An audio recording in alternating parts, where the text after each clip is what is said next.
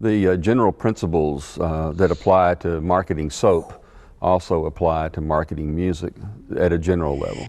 That is, in marketing, we're primarily concerned with 5 things. The first thing we're concerned with is the target market. That is, who's your customers, who you're identifying as your customers that you want to sell your product to.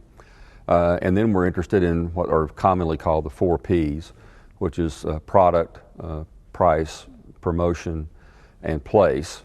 And so basically all those 4 things mean is that you have to have a product, and so the product should be designed so that it satisfies the marketplace. You have to price the product at a price that's acceptable to the marketplace where it will sell. You have to have a promotion scheme available so that you can reach the customers that you've identified through various means.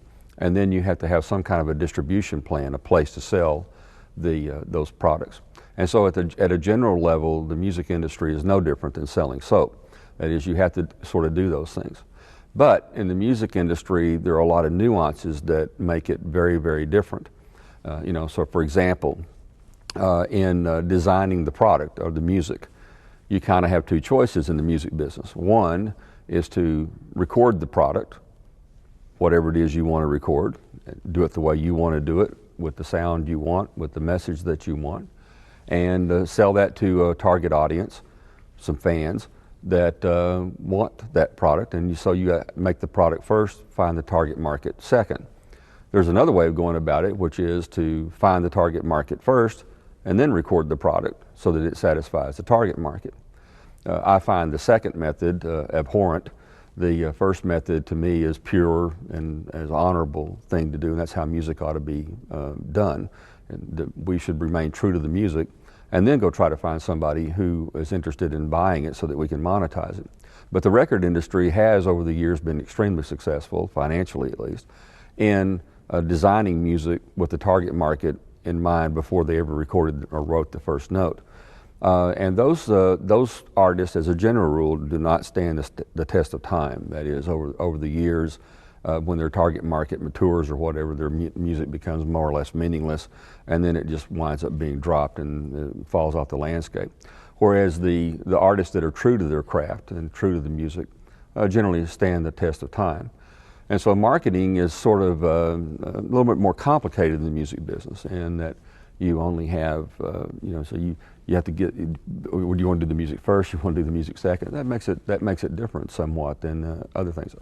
Another thing that makes the music business different than selling soap is that you have very limited methods, like for example for distribution. Historically, you only could go through distributors, a very small number of distributors.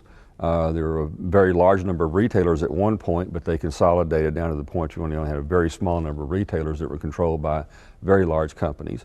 And so it became very difficult to distribute your product. These days, that's not quite as true. There's a lot more options that are available to you.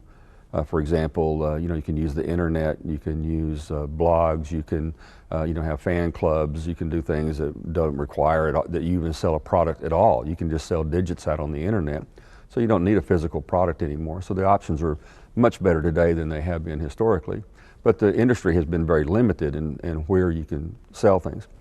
A third thing that makes it different is that the promotion schemes that are available in the music industry have been historically very limited. That meaning in particular that radio was the primary vehicle through which music was heard. So there was a tremendous filter that all the music came into, and only a very small number of songs would come out of that promotional filter. Today, it's just not as true. Today, if you can get on radio, it certainly makes your life a lot less complicated and a lot more easy.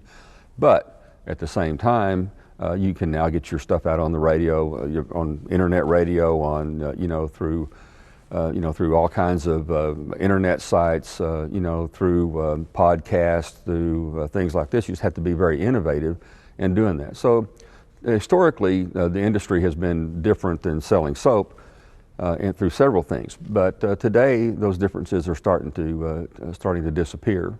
So it's not as complicated. Well, maybe it's more complicated in one sense, but less complicated in another sense in how we go about marketing music